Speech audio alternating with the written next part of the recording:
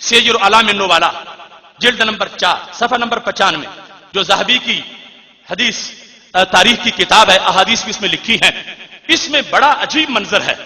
ذہبی کی سیر اعلام النبلاء کے اندر اسے مزید واضح کر دیا گیا، اور جلد نمبر 4 کے اندر اس کی حقیقت جلد نمبر 4 میں واضح کی گئی، اور یہ کہا گیا ان اخفا و اخوافا ما اخاف علیکم ایھا الناس، جو سب سے زیادہ خطرہ ہے اس امت کے لیے. حضرت شداد لوگوں کے سامنے اس خطرے کو بیان کر رہے تھے، اور رسول اللہ صلی اللہ علیہ وسلم کے 2 صحابی اس حدیث کو سن رہے تھے. ایک کا نام حضرت عبادہ ہے اور دوسرے کا نام حضرت ابو درداء رضی اللہ تعالی عنہ ہے. یہ دونوں ہمارے نبی علیہ السلام کے عظیم صحابی حضرت عبادہ اور حضرت ابو درداء اس بات کا خطبہ حضرت شداد سے سن رہے تھے جو ہمارے نبی علیہ الصلوۃ والسلام نے شرک کے لحاظ سے ارشاد فرمایا تھا. تو بڑی تیز تقریر کر دی حضرت شداد نے اور کہنے لگے میں نے سرکار سے سنا ہے شرک آ جائے گا. فقال عبادہ و ابو درداء اللہم غفرا، خدا بخشے یہ شرک کہاں سے چڑھ آیا؟ اے شداد، شرک کی اتنی تم نے ہمارے سامنے تقریر کر دی کہ سرکار فرماتے ہیں مجھے شرک کا خطرہ ہے. دونوں صحابی، ایک کا نام حضرت عبادہ اور دوسرے کا نام حضرت ابو درداء رضی اللہ تعالی عنہ ہے، کہنے لگے کہاں سے یہ شرک آ گیا؟ اللہم غفرا، رب بخشے یہ شرک کہاں سے آ گیا ہے؟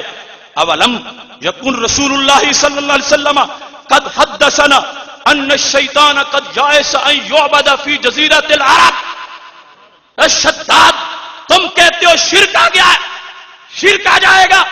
ہم نے اپنے کانوں سے سنا ہے کہ نبی علیہ الصلوۃ والسلام نے فرمایا شیطان نا امید ہو گیا ہے، اب عرب میں شرک نہیں ہو سکے گا.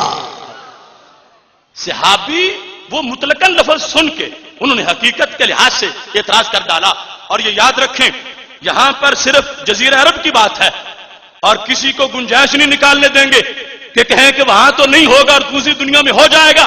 نہیں نہیں، اس سلسلہ میں البدایہ جلد نمبر 1 صفحہ نمبر 66 پر حضرت جابر بن عبداللہ رضی اللہ تعالی عنہ کا یہ روایت موجود ہے کہ رسول اللہ صلی اللہ علیہ وسلم نے ارشاد فرمایا تھا ان الشیطان قد یئس ان یعبدہ المصلون، شیطان ناکام ہو گیا، نامراد ہو گیا، نا امید ہو گیا کہ جس نے رب کی نماز پڑھ لی ہے کبھی بت کو سجدہ نہیں کرے گا. پہلے وہ فرمان جو 2 صحابہ نے حضرت شداد کے سامنے پیش کیا اس میں جزیرہ عرب کی بات ہے، لیکن دوسرے نمبر پر یہ ابن کثیر کی البدایہ میرے پاس موجود ہے جس کے اندر واضح طور پر یہ الفاظ لکھے گئے ہیں. جلد نمبر اس کی 1 ہے اور صفحہ نمبر 66 ہے، جہاں پر رسول اللہ صلی اللہ علیہ وسلم نے واضح طور پر اس چیز کو بیان کر دیا اور سرکار کا حکم انہوں نے نقل کر دیا کہ محبوب علیہ الصلوۃ والسلام فرماتے ہیں شیطان نا امید ہو گیا ہے کس چیز سے؟ ان یعبدہ المصلون، کہ اس کی نمازی پوجا کریں، اس کی نمازی پرستش کریں، اس کو نمازی سجدہ کریں. پتہ چلا نہ جزیرہ عرب میں سجدہ اس کے بعد شیطان کو ہو سکنا تھا اور نہ ہی پوری دنیا میں سجدہ شیطان کو یعنی بتوں کو ہو سکنا تھا. یہ خود صحابہ نے حضرت شداد کے سامنے اپنی دلیل پیش کر دی کہ شداد تم ہمیں شرک سے ڈرا رہے ہو، جبکہ نبی علیہ الصلوۃ والسلام کا یہ فرمان ہے کہ شرک ختم ہو گیا، نہ جزیرہ عرب میں ہوگا اور نہ ہی پوری کائنات میں ہوگا. جس وقت یہ بات رسول اللہ صلی اللہ علیہ وسلم کی صحابہ نے بطور دلیل جلد نمبر 1 میں بیان کی تو اس دلیل کو پیش کرتے ہوئے اب حضرت شداد کی آگے سے تقریر سنو. شداد کہنے لگے میں جو تمہیں بتا رہا ہوں اس کے لحاظ سے فما ھذا الشرک الذی تخوفون به یا شداد، اے شداد وہ کون سا شرک ہے جس سے آج تم ہمیں ڈرانے آ گئے ہو؟ وہ کون سا شرک ہے جس کی تقریر تم ہمیں ڈرا کے کر رہے ہو؟ جب دونوں صحابہ نے یہ پوچھا تو حضرت شداد نے جواب دیا کہ میں کس شرک سے ڈرانے آیا ہوں. قال سن لو لو رأيتم احدا يصلي لرجل او يصوم له او يتصدق له اترون انه قد اشرك. میرے بھائیو تم نے مجھ پر اعتراض کر دیا کہ شیطان نا امید ہو گیا ہے، اب شرک نہیں ہو سکے گا. فرمانے لگے مجھے بتاؤ اگر وہ کسی کو دکھا کے نماز پڑھے کسی کو دکھا کے روزہ رکھے، کسی کو دکھا کے صدقہ کرے، تو تم بتاؤ شرک ہوا یا نہ ہوا؟ تو صحابہ کہنے لگے ہاں ہم نے یہ سنا ہے ہمارے نبی علیہ السلام سے، من صلی یرائی فقد اشرکا ومن صام یرائی فقد اشرکا۔ حضرت عبادہ نے کہا، حضرت ابو دردہ نے کہا ہاں یہ شرک ہم مانتے ہیں، سرکار نے فرمایا ہوا ہے جس نے ریاکاری کر کے نماز پڑھی اس نے شرک کیا، جس نے ریاکاری کر کے روزہ رکھا اس نے شرک کیا۔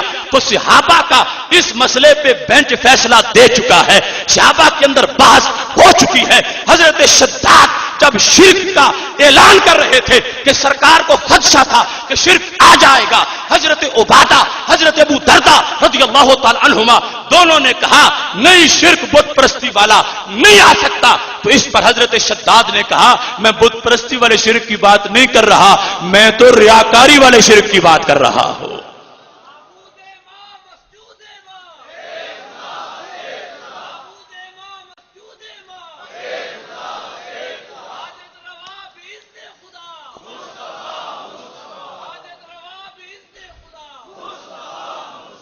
اب سنو ٹائم تھوڑا ہے۔ حضرت محمود بن لبید رسول اللہ صلی اللہ علیہ وسلم سے یہ روایت کرتے ہیں، بہقی شعبہ ایمان جلد نمبر 5 صفحہ 333 حدیث 6831، کہا ہمارے نبی علیہ الصلوۃ والسلام نے ان اخوف ما اخاف علیکم الشرک الاصغر، مجھے جو تم پر خطرہ ہے تو وہ شرک اصغر کا خطرہ ہے، مجھے جو تم پر خطرہ ہے وہ شرک اصغر کا خطرہ ہے، شرک اکبر کا خطرہ نہیں ہے۔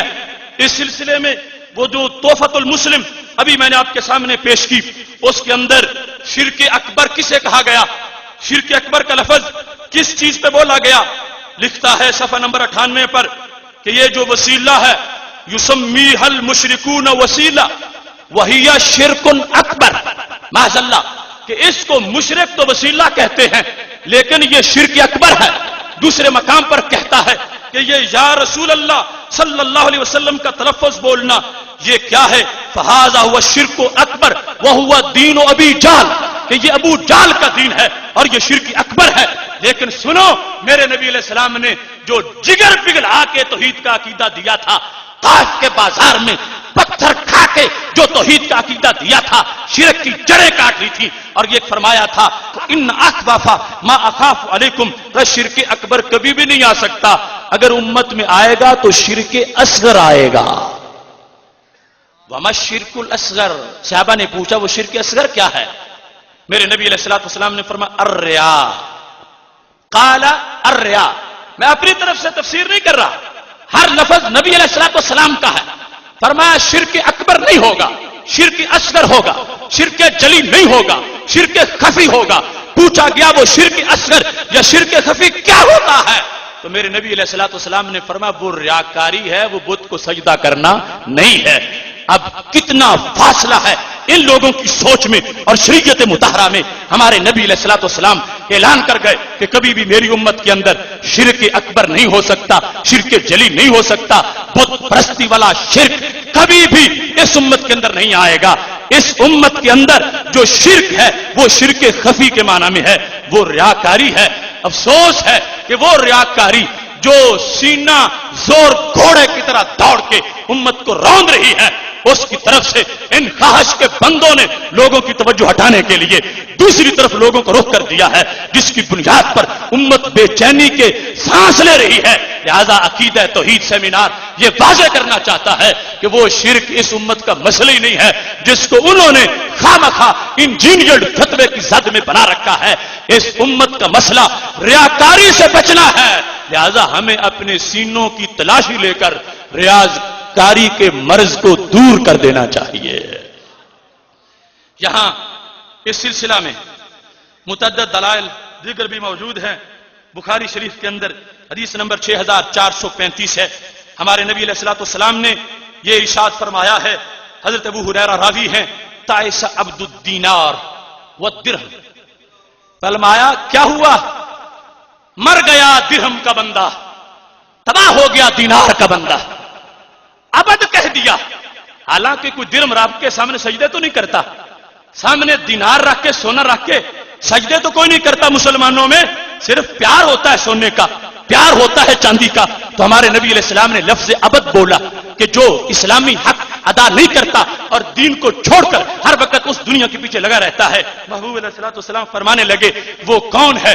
वो अब्दे दुनिया है, वो अब्दे दिरम है, वो अब्दुल्ला नहीं रहा, अब्दुल दुनिया बन गया है, अब्दुल दिनार बन गया है। लिहाजा इस नुक्ते नजर पर हमारे नबी अलैहिस्सलाम ने सारी गुफ्तगू फरमाई है। आज जरूरत है कि अब्दुल दुनिया और अब्दुल दिरहम बनने वाले लोगों को समझाया जाए कि अब्दुल्ला बन के, सरकार के गुलाम बन के अपनी जिंदगी बसर करते चले जाओ।